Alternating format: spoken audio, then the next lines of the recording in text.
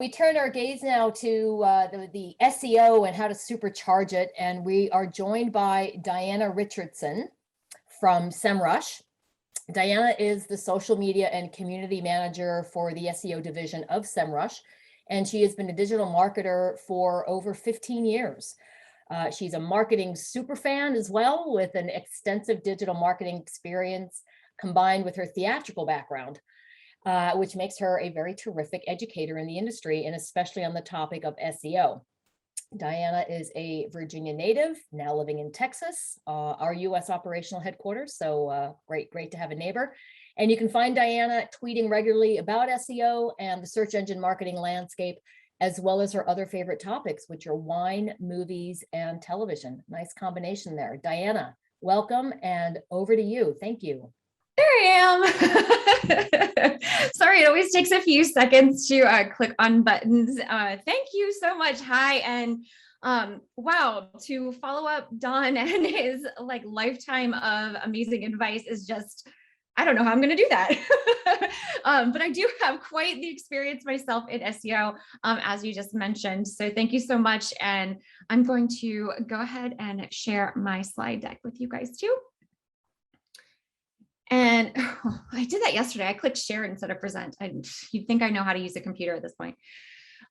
So yeah, my background is in SEO. I am the social media manager here at SEMrush for our SEO division, which just means I get to talk about SEO all day long, which I absolutely love. And I'm really excited to talk to you today about this particular topic, because this is something I wish I had known a lot earlier in my career about content writing. I've written a lot of website content in my 15 years.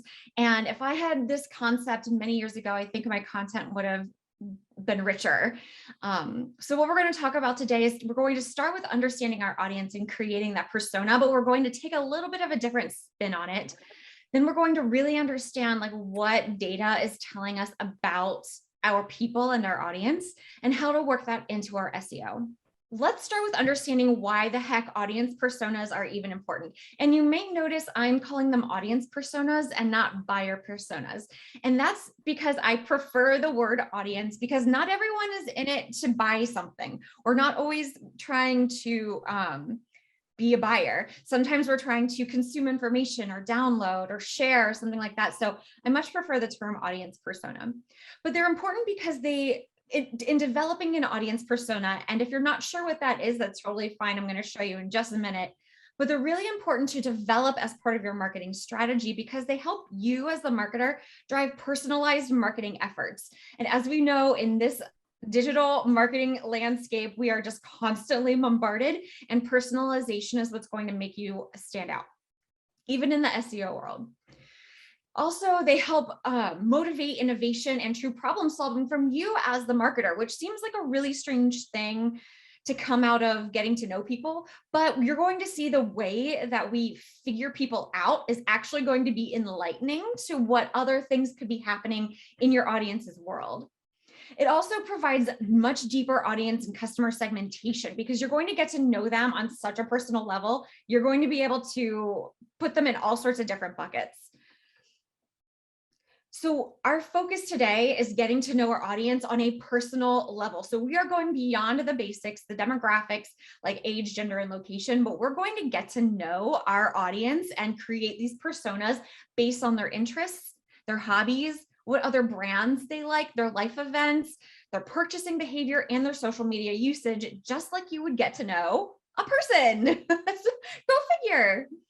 So don't worry, SEMrush does have a template for this, and you'll get the link in the presentation, when you guys get the slide decks afterwards, but just be assured that there's a template for that. So if you take one thing away from my talk today, I want it to be this, and it's: do not base your audience personas on assumptions. Don't assume you know your audience. Don't assume you know your ideal audience. Use data, and that's what we're going to talk about. We're going to use data to get to know our audience. And we're going to talk about 3 data sources. And we're going to use our data. We're not going to go out there and look at research or industry things. We're going to use our data to talk about our people. So we're going to use Google Analytics or your website traffic provider, whomever that might be. your social media analytics, and even Google My Business, which is my pro tip. So how does the audience create the persona creation enhance your SEO? So just getting to know your audience on this level is going to inspire new content ideas. Because have you ever just drawn a blank on what kind of content you should create? Me. I'm sure everyone has. So this is going to help inspire you. It's also going to provide new opportunities for the longer tail keywords, and long tail keywords are keywords that are 3, 4, 5 words long, just like the phrase in and of itself. And those tend to have higher conversions. They tend to be more niche-y and more specific and have more intent, as opposed to just trying to rank for something that's 1 or 2 keywords and it's broad. It's also going to shine a light on newly discovered and high conversion keywords, because we're going to be able to see what keywords are actually converting based on our analytics. And the most important thing of all, it's going to enable us to have a personalized tone throughout our content. So we are literally going to know who we are talking to. And that's the second thing I want you to take away from this, is that you need to know who you're talking to. And we're, notice I'm talking about people and not the search engines here. Like, this is search engine optimization, that's this session, but the search engines don't do business with you. It is these people and these relationships that do business with you. And that's why we're focusing on them. Sorry, I keep having to move my little sliders so I can see you and see my presentation. Okay, so we're going to work through this persona flow kind of quickly, because I want to get it to the fun part. I want to get to the content part, but this is the foundational work. This is laying the concrete here for your content. And we're going to start with Google Analytics. And so Google Analytics, or your website traffic provider, I'm just going to use Google Analytics because it's the most common, and that's what I use. That's what SEMrush uses. And by the way, the data I'm showing you is not actual SEMrush data. This is all, fiction for examples. But we're going to start with our basics. We're going to build our personas from data that we can pull around age, gender, and geography of the audience on our actual website. So this data is collected from people actually on our website. These aren't guesses. This isn't, something abstract. These are the actual people interested in your brand, interested in your company, visiting your website. This is their information. Sounds kind of creepy when I say it like that, but it's not telling you hey, this is Diana from San Antonio looking at these pages. You don't get that much detail. That would be creepy. But one really, really cool aspect of Google Analytics is that it also tells you interests of the people on your website. And there's 3 different categories of those interests. And the reason we want to understand those interests, because these interests actually are going to affect your content creation process. So it's going to affect everything from the subject that you talk about in your content and how you choose what the heck you're going to even write about. It's going to influence your tone, whether it's casual, funny, witty, professional, mean, I don't know, and there's all sorts of tones. It's also going to help you with your keyword research and then putting those keywords into your content, which is then an effective SEO. And it's also going to help you hone in on intent. Intent is whether they are there to find out information, buy something from you, download, ask a question, come to your store. There's tons of intent that can be built into your content. So Google, like I said, has 3 different kinds of audience or interest categories, and the affinity category is the broadest category that there is. And this is going to give you insights into the person's lifestyle in general. So we can see in this example, the most common interest in lifestyle are shoppers, are value shoppers specifically. You see how already that got very specific with value shoppers. So these are people who value coupons, value seasonal sales and things like that. So already something extra personal about the people most commonly on your website. So I want you to ask yourself, when you're looking at this kind of data, does this lifestyle fit with my brand? If it does, that means your content's kind of on the right path and we're going to keep going. If it doesn't, you need to course correct.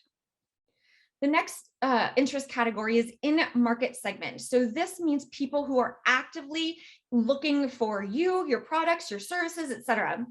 But it gives you insight into what else they're interested in. So if this data was, for a wine website, let's just say this is total wines data.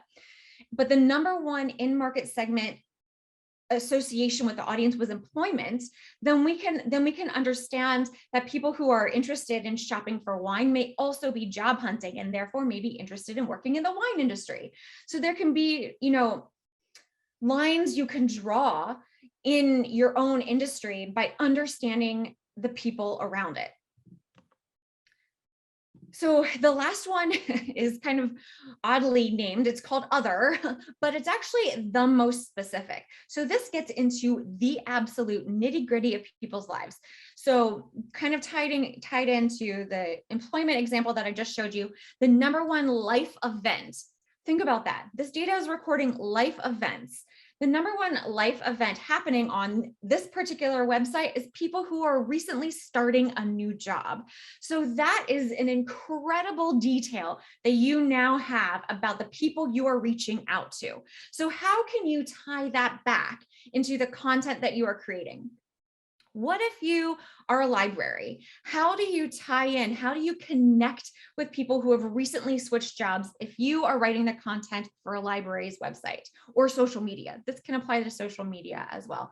So those are the questions I want you to be asking yourself as you're looking into the data, because again, this is real people, like real people interacting with you. Okay, so we're going to flip over to Facebook real quick. Again, Facebook is great. It provides you with the basics, age, gender, and location. But what I absolutely love about Facebook, and you can find this information in Facebook Business Suite, is that you're able to see the other brands people are interested in who are interested in you. So now you and these other brands have a crossover audience. And you as a marketer, I want you to follow these brands on social media so you can see what they are talking about. Because it's safe to assume that if somebody who's interested in you, who's interested in Tasty, for example, is going to like Tasty's content. So is Tasty visually attractive? Are they posting more than just recipes? Are they showing off how-to videos? You can use that for content inspiration for yourself, and not just in social media, on your website content, which will then enrich your SEO performance. All right, Google My Business is my pro tip source for insider details about your audience, and you can use these, use the data in Google My Business for this. If you don't know what Google My Business is, that's totally fine. You've seen it, you know what it is if I showed you. Google My Business is the profile that shows up on the right-hand side of Google when you search a business name. So if you search for SEMrush, for example, a little box will pop up and it'll say we have a location in Boston, and it'll have some questions and how long we've been around, and our website and reviews. That's Google My Business. So in that profile, you get data on what keywords trigger your business profile. So these are people who have not necessarily been to your website, but are still interacting with you as a brand. So you can use things, and I'm using my uncle's website. Actually, in this example, my uncle owns a record store in Baltimore, Maryland. So I'm using his data. He doesn't mind. But we can see here that people are doing a lot of near me related searches. This is insight into your audience's intent to visit. Now that's really important information, and you'll want to incorporate that into your SEO content, because now you want to recreate the in-person experience on your website. And you might not know that had you not looked at this data. Okay, so what is the data telling us? Here's a breakdown. I won't go into it again because we just talked about it, but here's a great breakdown of what each data source is telling us about our audience. Number 3 thing I want you to take away from this presentation: your SEO content is meant to start conversations. You want it to rank because that's kind of how the conversation can get started. But if it doesn't create a conversation, if it's bland, if it doesn't resonate with people, it's not going to go any further. I say this a lot. You can rank number 1 all day long, but if it doesn't convert, or if it doesn't bring in the people that you want, the number 1 ranking doesn't matter. So it's really important that we bring in the right traffic and not necessarily all the traffic. And again, that's where understanding who you're talking to is going to influence your SEO. Okay, so now we're going to get into the SEO flow, how we're going to bring the personas into our SEO content. So we're actually going to start with topic research. And this might sound a little strange because a lot of people start with keyword research, but I like topic research because this not only brings up additional questions people could be asking, but other keywords, synonyms that you may not have already thought of. So you can use like the topic research tool, like in SEMrush, to kind of get ideas as to what are hot topics, which are indicated by these little flames, but you can also understand some questions, what people are asking. So the 10 interesting questions, and understand at a deeper level what these people want to know. And then you can shape your content around that and answer those questions in your content. So when you do this kind of research, I want you to keep one persona in mind. After you've looked through all of your data, you're going to have more than one audience persona, and that's totally fine. You absolutely should. But when you do the research, when you start with your topic research and then head into your keyword research, and you even start the content writing process, you should have one persona in mind. It's going to keep you on track. It's going to be clear, in your storytelling who this is for, and then somebody else in another persona, if they don't get it, that's okay. It wasn't written for them. It wasn't meant for them. So it also helps shape your goals for that content too, if you keep that one person in mind. So just one person in mind at a time, okay? So now we're going to start creating the content. This is the fun part. This is where we get to bridge all of our gaps. And we're going to take what we know about our audience, and we're going to answer their questions. So keep that person who just started a new job, keep them in mind as you find questions that are being asked, and you take the tone to approach that person just like you would if you were in person. So the workflow I want you to work through when you're creating your content is I want you to start with the list of questions that you just researched through the topic research tool. And then I want you to write. I want you to brain dump. I just want you to write. And then I want you to come back and I want you to edit with that one person in mind. And knowing now that you know who they are with your data, I want you to write with their intent in mind. So you're just going to blah, you're going to throw up all over your Google Doc, and then you're going to come back. So in working with clients and working with just companies in general, everyone gets, when I ask them to write their homepage content, when I ask them to write their about us content, like everyone just freezes because they don't know how to write for SEO. But the truth is you have to write for the person on the other end. And when we're talking about this kind of content, because about us pages don't really rank, high, especially if you're in a competitive market, and you don't really need it to. What you want is this rich content that's full of answers and graphics and videos. You want that to rank. And for that to rank, you have to write for that person. So I also want you to keep in mind incorporating CTAs or calls to actions. Like, what do you want this person to do? And if it's, subscribing to your newsletter or reading the next article or contacting you with a question, make it clear. Always be optimizing this and always be testing this. One of my last pro tips of the presentation, though, is all of this research that you have just done, it doesn't just affect the words that you choose. It should also affect the visuals that you choose. If you uncover that the people visiting your website love dogs, and then they are, following Chewy on Facebook, choose images of dogs through your content. That's going to, again, make the content feel much more personal than using a picture of your staff or a picture of your building or something like that. Use the data that you just spent all this time researching and incorporate it into your visuals. All right, so I won't read the recap to you because that was just a lot of information, and I want to get to some questions too. But hopefully you can deep dive and sink back into this, after the session is over.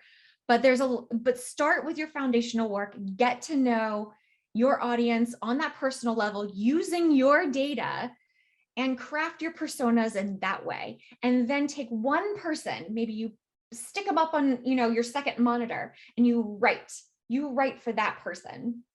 And that's what's going to create this really, really personalized content that not only is going to attract the right audience, but resonate. It's gonna ring true to people. It's gonna actually be helpful to them. And that's what we want, in the end here. So before we hop over to questions, you can give me a follow. I'm on Twitter at, you can follow SEMrush at SEMrush, but you can follow SEMrush anywhere. We're SEMrush on all social media platforms, including TikTok. And then you can follow me on Twitter at DianaRich013 because 13 is my lucky number. All right.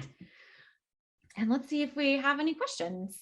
Diana, that was a load of very, very practical information. I think we can all take something out of that.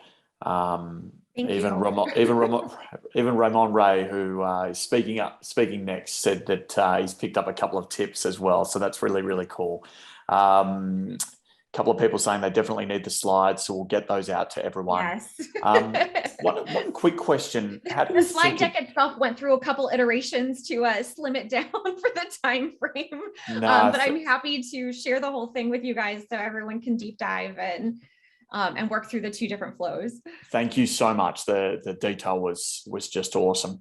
A quick one from me on behalf of the audience. When you think about finding a category that might have an SEO gap, how do you think through that process? So what do you mean category?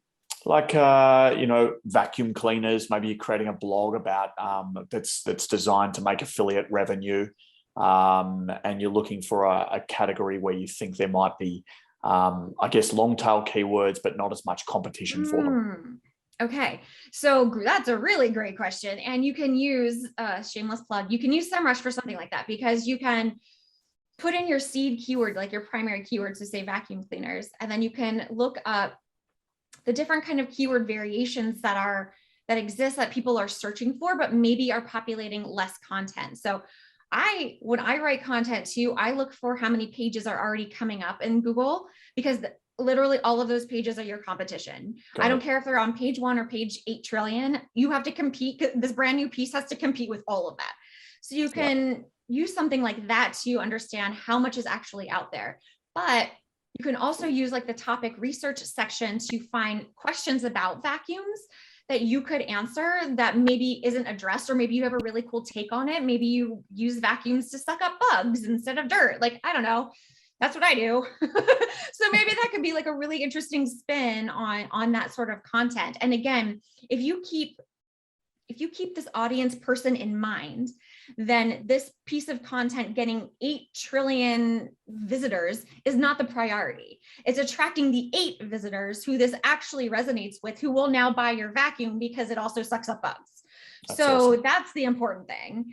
And fantastic. I want people to get away from the mindset of the more the merrier, because the more traffic is great. Of course, we want to grow, but grow is subjective, and grow depends on where you start. And a growth could be 1 visitor to 8, and then your conversions went from 0 to 8. That's huge. And that's awesome. Really what matters at the end of the day. So you want the right traffic and not necessarily the most traffic. And I think we just need to make that shift from an expectation setting standpoint in the SEO world. And I promise you that's the right mindset. Yeah, like, that's awesome. That's awesome.